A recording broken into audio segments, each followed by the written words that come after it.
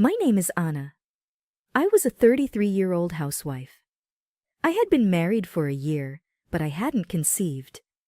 My husband, Sean, loved kids and had been excited about having his own from the beginning. But the storks never came.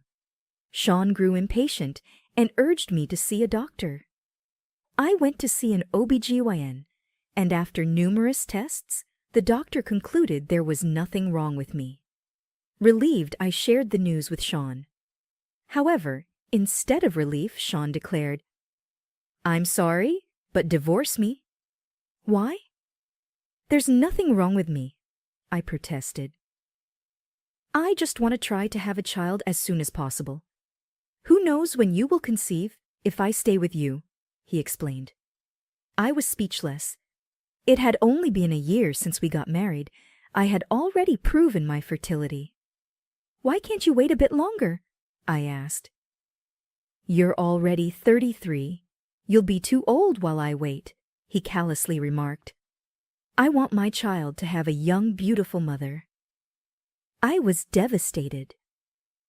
His words lingered, and I wondered if his view of marriage was as shallow as treating his wife as a means to have children. I tried hard to persuade him not to divorce me, but he was adamant. We parted after only 1 year, leaving me heartbroken and depressed, unable to think about anything else. As the months passed, I began to see his true colors. He didn't love me as much as I thought. He viewed me merely as a tool to have kids. 2 years later, my friend Christy revealed the truth. Sean had a shotgun marriage with his new girlfriend, she disclosed. "I've known you both since college. He was apparently seeing his new wife while you guys were still married." "He was cheating on me?" I asked in disbelief. "He planned to use you for not getting pregnant while he was fooling around outside his marriage," she explained. I was shocked. Christy advised, "Don't waste your time being sad about him. Find a new guy." I finally moved on after this. A year later, I got married again. I had been part-timing at a call center after the divorce and met Peter, who was 2 years older. After a healthy year of dating, he proposed to me. "I'm very happy, but am I not the one for you?" I asked.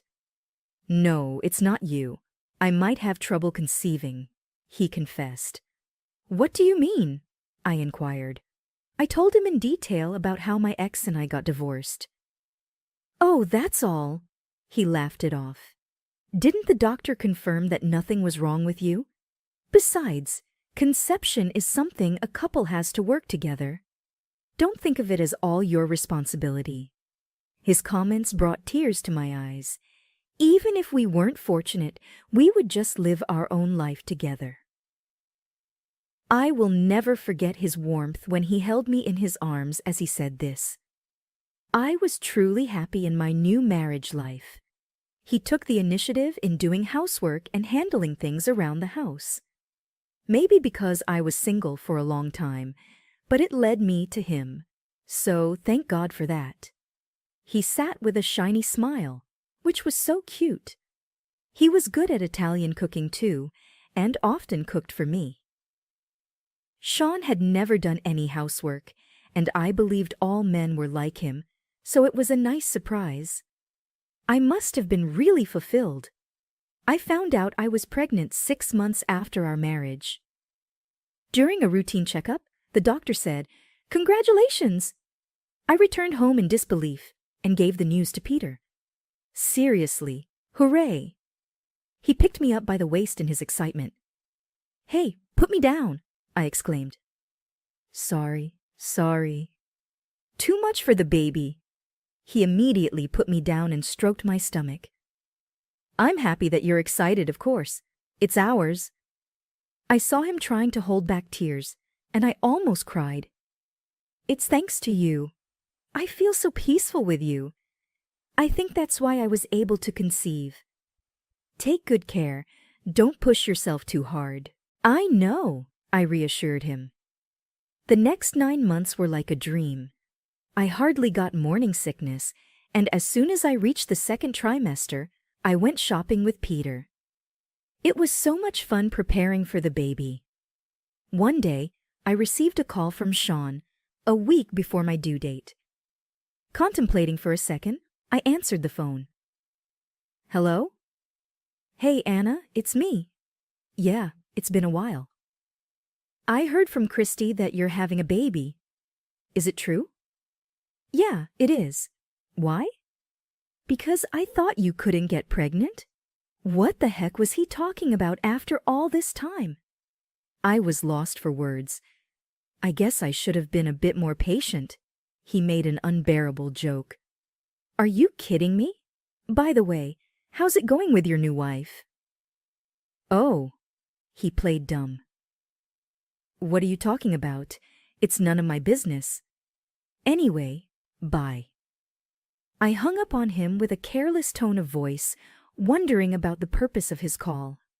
I shared the incident with Peter when he got home from work. I didn't divorce him out of hatred, but it's creepy for him to call after all this time. I expressed my concern. Maybe he had a fight with his wife and wanted to vent on you, Peter suggested. He didn't sound like that. He even made a weird remark that he should have been more patient. Maybe he wanted to congratulate you? Of course not. You're so naive, I chuckled. And I thought he was such a good-natured guy. Feeling foolish for being upset, I changed the subject to the baby. It's a girl. My doctor revealed this to me the other day. We discussed her name again. Peter's face brightened with joy. I can't wait to meet her. Exactly after 1 week, the baby was born. We named her Valentina, which means healthy and strong. When Peter held her in his arms, he cried and thanked me over and over. After I was discharged, I spent my days struggling to raise my baby. Peter was very helpful, but there were many things we weren't sure of and felt miserably. I wish our reliable parents were here at times like this. Oh well, both our parents live far away. Don't you want to go back home with Valentina for a bit? No, don't worry.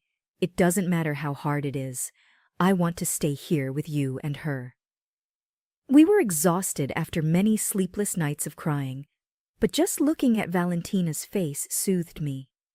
3 months passed, and by the time she was on a 50-50 split of milk and formula, we were finally able to sleep better. Then one day, Christy came over with a baby gift. Oh my God, so adorable, she exclaimed in a whisper when she saw Valentina sleeping in her cot. Congratulations, Anna. Thank you. I'm so glad you came. I wanted to come sooner, sorry. Doesn't matter. You're very busy with work. I'm just glad you finally got to meet her. We sat down with cakes she brought and coffee. Valentina was the main topic of our conversation at first. After I poured the second cup of coffee, Christy switched the subject. I know it's not the best time to tell you this as you're in the happiest place, but will you listen to me? What's wrong? Well, it's about Sean. He had a baby right away with his current wife, so he believed that you were the problem. I expected that. But when he found out you were pregnant, he changed his mind and started saying it may have been him with the problem. Way too late now, and I wondered if his head was okay. He does have a child, doesn't he? So what's the problem? He is an idiot. He is determined that it isn't his and accuses his wife of cheating. She looked disgusted. What in the world? That's over the top, don't you think? When he mentioned it, I really thought he was a true idiot. So was he really serious? Yeah, he seemed. Even so, she consulted him. You know what he said to me then? Once a cheater, always a cheater. I can't trust her anymore. Say what? He should be looking at himself in the mirror before commanding. Both of us were appalled. His wife was furious and went back to her parents after a big fight. I can't blame her, I remarked. He was lost and whining about what to do. But I yelled at him it was none of my business. I laughed at my imagination of him being flustered. Anyway, he is going through a turmoil, so they worry that he might bother you. No worries. I've got nothing to do with him anymore. I know, but he is illogical right now. I appreciated her concern and was reminded of her kindness. Hour blocking on my phone. That's better. I'll make sure he doesn't bother you again. We heard the cry from Valentina, who woke up from her slumber then. I picked her up in my arms. Christy asked to hold her with her arms stretched towards me. While we were cooing over the baby, I completely forgot about Sean. A month passed, and I kept busy taking care of Valentina.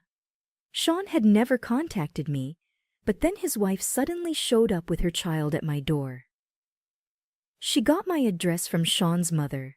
I informed them in case they needed me for anything. The wife of Sean was called Susan.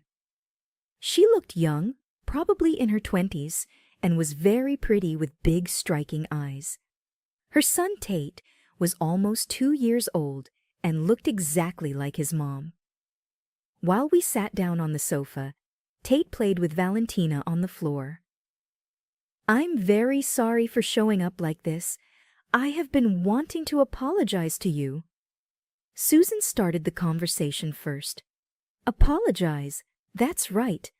I had no idea Sean was married when we were dating. But then I felt guilty after what happened. I was perplexed and didn't want her to mention it after all this time. You came all the way to apologize to me? No, we decided to get divorced. What about you and Sean? Yes. It's not your concern, but I want to talk to you, so I showed up. She started pouring out her frustrations. Her story was indeed shocking. Sean had yelled obscenities at her, so she showed him the proof of paternity with the DNA test. Then wasn't the problem solved? Not at all. He used to call me dirty and said he married me only to have a child. He degraded me until the result came out. As soon as he was assured, he said, "Oh, good. Now we can have another child without worry." He turned 180 degrees. Can you believe it? She wasn't finished with her ranting. I for sure was a mistress, but that's because he lied to me. She banged the table. Calm down. Don't frighten the children, I urged. I'm sorry.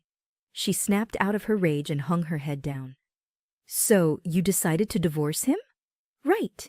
He thinks women are tools to make babies. It doesn't need to be me. I understood her so well. That was exactly how I felt back then. If you asked me if I felt hatred towards her, it might slightly be true. However, the children are innocent. I looked at them playing happily and felt some pity for them. Fortunately, Sean's parents are on my side. They are astounded by his foolishness and even banned him from their house. They've always been good people. I agree. I have no idea how a son like that came out of them. We looked at each other and laughed. He is demanding custody, but I would never allow that. If he continues to argue, his parents tell me to get an attorney. And what are you going to do from now? I'll move back with my parents and look for a job. Best of luck to you. Thank you so much. I thought you might understand me, so I came to see you. Also, I'm worried that the idiot might stop bothering you.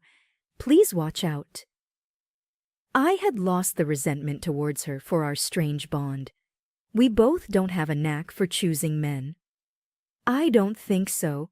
You found a wonderful husband in the end. You still have a long way to go. She was all smiles when she left. I assumed we'd never meet again and wished for her happiness. A month later, Christy called and updated me that Susan and Sean's divorce was finalized. I changed my number so that I was never bothered by Sean. However, he was still telling people that it was my infertility that caused the problem back then. What a small guy. He keeps saying if you became pregnant sooner, that wouldn't have been any trouble. Christy was outraged over the phone. I was so fed up with him that I gave him an ultimatum in front of everyone. What did you do? I transferred him to a smaller branch. In fact, she was Sean's boss. She was excellent and had risen to the rank of department head. Isn't that abuse of authority? The enemy of women is the enemy of society. As she laughed out loud, I murmured, "The end for Sean. There's nothing wrong with wanting children, but if a man treats a woman like a tool to get what he wants, he has no right to exist in this world." He's reprimanded by his wife and his boss, but he supposedly continues his disdain for women. Even at this new office, he's paying the price for getting involved with someone. There's no medicine to cure a fool. Maybe I'll curse him to have his private part chopped off.